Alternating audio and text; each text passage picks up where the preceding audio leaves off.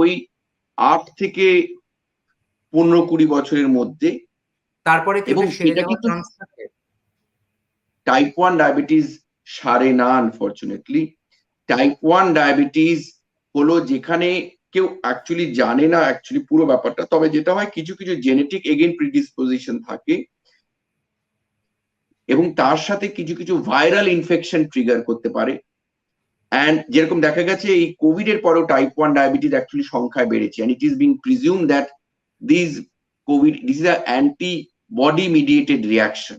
আমাদের যেরকম ডেঙ্গু শুনে থাকবেন খুব ভালো করে, যে ডেঙ্গু ভাইরাসের জন্য কিন্তু মানুষের ক্ষতি হয় না, ভাইরাসের জন্য বডি যে অ্যান্টিবডি তৈরি করছে নিজের ডিফেন্স মেকানিজম, সেটা ওভার রিয়াক্ট করছে, তার জন্য বিভিন্ন অঙ্গ প্রত্যঙ্গ ড্যামেজ হয়ে যাচ্ছে।